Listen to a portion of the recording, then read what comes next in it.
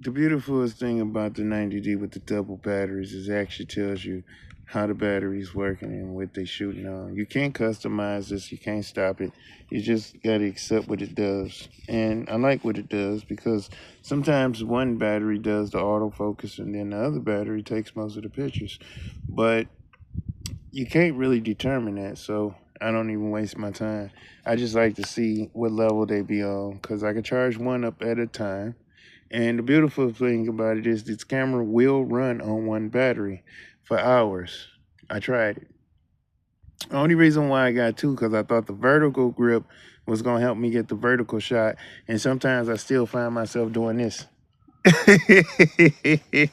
I still sometimes find myself doing this. So so it still didn't add up. The camera actually is nice and light and it doesn't balance to some of my heavier lenses like Hercules. But with the battery grip, Hercules is pretty cool on here. And everything else is cool on here. The control dials, and I was talking to a lady that has a Rebel camera, and I'm from the Rebel brand. I can show you some of the Rebel cameras I actually had. The interesting part about it is this doesn't look like a Rebel for the simple fact of the top window, but if the knob was actually on the other side, you say, hey, that's a Rebel. But I gotta tell you, no one has so far seen my pictures and said, hey, dude, you're shooting with a crop sensor. Yeah, so I'm just telling you, no one has actually came to me and said, "Hey, dude, you shooting with a beginner's camera, So actually, a lot of people don't know what it is.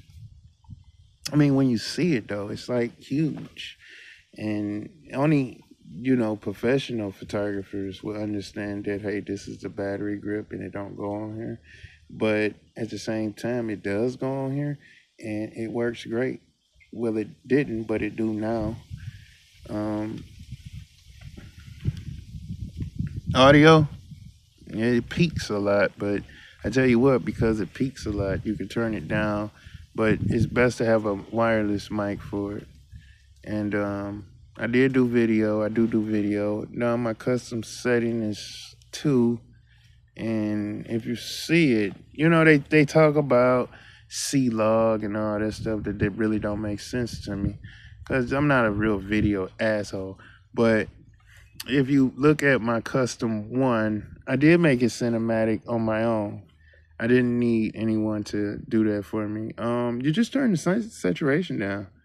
The contrast increases the dynamic range that I studied, and everything else is just basically like it is, and you get an image like this. I had to slow it down. I'll be shooting video, so this is like cinematic version of Canon's version of cinematic. My version of cinematic camera is highly color drained, and it works because I can color grade it inside my little app and really get to it. The ISO is definitely high. See, that's when you know your camera, when you know what's the difference and what's wrong with it.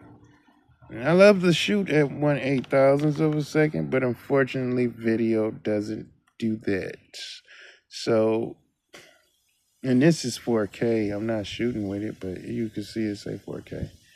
It's 4K. It is 4K. Look at it. You see 4K up there. They're just messing with you. But overall, I don't know. This lens might give me some rolling shutter, but I haven't used this lens for video yet. I wouldn't say I wouldn't.